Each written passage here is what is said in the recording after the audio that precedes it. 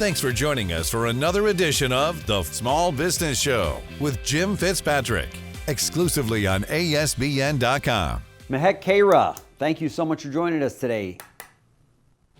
Thank you so much for having me. I'm really excited to speak with you. Great. So I want to know all about your business, Niramaya.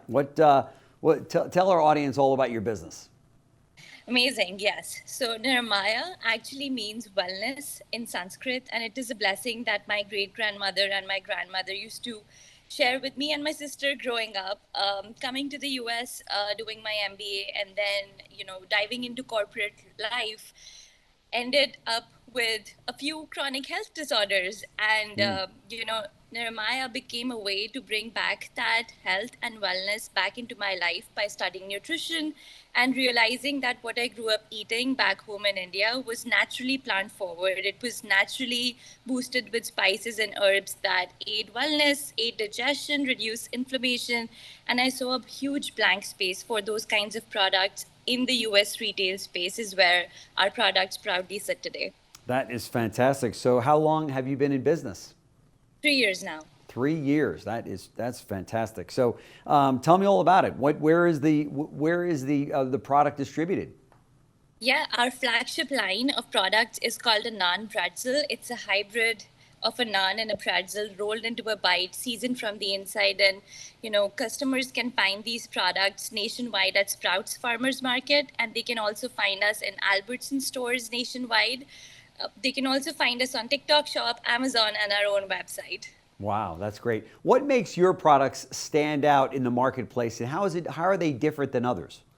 Yeah, consumers choose our products over other products in the marketplace because we do truly fill a need, combining bold flavors with clean ingredients. Mm-hmm. So they don't have to choose between flavors they love and crave for and the ingredients that are best for their families. So we use avocado oil, we use cassava flour, chickpea flour, all the best and premium ingredients that are school safe, allergen free, and also boosted with herbs and spices that are better for you. Wow. Now, when you decide you're going to open up this business, it takes a lot of hours. It takes a lot of money, right? Talk to us about that. So when I left my corporate job, was to find, work-life balance, to find a better life, and to find, health for myself and the people that I was building this business for. As you said, it requires a lot of hours. I ended up working, instead of working 9 to 5, working 24/7. And in terms of money, I saved up during my years of corporate life and, invested that sum of money into my business in the first production run, which is called an MOQ, or the minimum order quantity of a co-packer.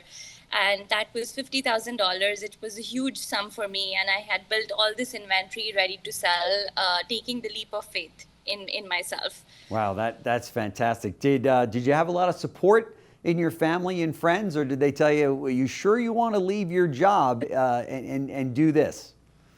Well, I had a lot of support from my better half, my husband. Mm-hmm. He was my biggest cheerleader all throughout.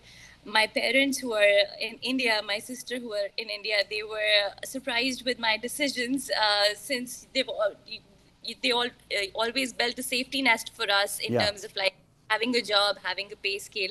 So it was rather a difficult conversation with them, but my husband was a big supporter. That's great. That's great. How big is the business today in terms of number of employees?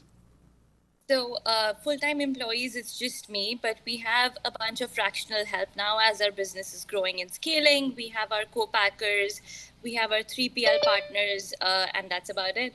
Yeah, wow, that's fantastic. Where do you want the business to grow over the course of the next 5 years? So I see our business expanding in terms of retail footprint as well as product count within natural and conventional grocery in the US, mm-hmm. as well as on our own website platform, DTC, to be able to build that direct connection with our consumers, to build a community that is like-minded and values health and wellness as a daily measure and not just something which is inaccessible and really expensive, but which is within reach and culture rooted. Yeah. What do you find that was what was most surprising about opening up and starting a business when you look back 3 years ago? Yeah, I guess the food industry in general is full of surprises because it isn't very simple. The barriers to entry are low because anyone can make a food product and start to sell it. But the barriers to entry in retail and the nuanced education that's required to do business in retail is quite complex. And coming from retail, I'd expected an easier path, but it's quite a complex one. So that was, I guess, my biggest surprise is the cost of doing business in retail. Yeah, for sure. The distribution, I would imagine, also has its challenges, right? Yes. So the food distribution in general is a very complex and nuanced field because with food products, shelf stability, storage conditions, transportation, freight plays a big role, as well as the distributors' policies and how they impact small businesses, because these policies, if not managed correctly, can lead to cash burnout for small businesses very early on, with or without investor money. And so being really cognizant of that math is really important early on. Yeah, for sure. At 3 years in, are you profitable or not yet? We are profitable. That's how we're able to keep up with the business without any investor money. This year will be our first year where we hit $1 million in sales. Wow, that's great. Year in retail, and next year we plan to triple our revenue with the stones that we've already put into place as building blocks for next year. Triple your revenue in 1 year. That is fantastic. People that I speak to in the food industry will tell me that, you know, when they get a big order from a Whole Foods or Costco or something like that, it's kind of like good news and and bad news. How are we going to fulfill this order, right? Talk to me about the challenges in that. That's every day, actually. So every opportunity is a growth opportunity for us, and it really requires muscle, and muscle means cash in business. Yeah. Every time we've had a good order come in, we've had to look for financing partners who would help us support building inventory. Yeah. And co-packing partners who would help us with a product that's not only quality but also within our COGS budget, so that we have enough margin to be able to turn it around. Sure. We've been able to find support from local banks, lines of credit cards that have helped us grow. But yes, it's quite a great opportunity to get an order from like a Sprouts or a Whole Foods, but at the same time, the real challenge is to move the product on the shelf. Right. Right, that's exactly right. And in terms of direct to consumer, are consumers able to go onto a website and order this and get it shipped directly to them? 100%. So we've built our own DTC website, which is direct to consumer website, and we have variety packs and single SKU packs that consumers can order, based on their liking. That's fantastic. What percentage of the business is direct to consumer versus when you're selling it directly to stores? Yeah, great question. So 90% is retail store driven, and 10% is our direct. We're still building our direct arm of the business. We're also setting up TikTok Shop and Amazon to reach the consumer really where they are and where they're looking for snacks. What is your ultimate goal in that mix? Are you looking for 50-50 or? My goal is to reach the consumer, and we're learning as we are growing, really like taking every point of data we can get. If the consumer is looking for products on TikTok, we'll sell on TikTok. If they're looking for products in retail, but based on data, retail is the place where consumers are buying on a larger scale basis as a part of their grocery run, their everyday shopping. So that's where we really want to grow and reach the consumer where they're at. Sure. Many times I'll buy something off of a store shelf, but then when I reorder, I'll go online and have it shipped directly to me. Do you find that your consumers do that, where they're introduced to the product at one of the outlets that you're selling, but then when it comes time to reorder, they just go online?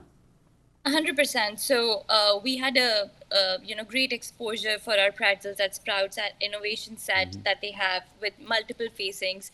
And once we were done with that, we had multiple consumers directly reach out to us on Instagram or through messages on our website to be able to order our product there, for sure. That's fantastic. Tell me, and the Niramaya, what's in the name? Where did the name come from? So Niramaya means wellness in Sanskrit, and it is a blessing that my grandmother used to say to me growing up. So, every morning before leaving for school, I used to seek her blessings, and she used to say that to me. Oh, And that word stuck on with me, and I didn't even know the meaning of Niramaya up until I decided to create my own business. This is when I called her and asked, what does that mean? And it was just the right word for me. sure. That's fantastic. Wow, that's great. Well, she must be very proud of you, as I'm sure your whole family is. So in terms of it's just you as an employee of the company now, but as the company grows, do you see yourself bringing on more full-time employees? 100%. Yeah. We will be growing in 2026 and hiring for key roles to fill the gaps where we need management and leadership for growth positions. But that's very exciting, and I'm really looking forward to that. Right. That is fantastic. What bit of advice would you give to somebody that's listening right now to your story, and they're inspired by your story, and they're thinking about starting their own business, maybe in the food area? But what would your advice be? Work hard enough so that you get lucky. Yeah. That's what I've been thinking about all this week, is that all my big breaks or like shortcuts have come from hard work. Yep, that's right. That's right. So, It's funny when I hear somebody that says to me, I want to go into my own business because I want to have more time, and freedom. And I laugh and go, well, don't go into your own business for that reason, because that is absolutely not going to be the case, right? Not at least in the first 5 years. Right. That's right. Mehek Khera of Niramaya Foods. Thank you so much for joining me on the show today. Love to do a follow-up with you to see how things are moving along. Thank you. Thanks. Appreciate it.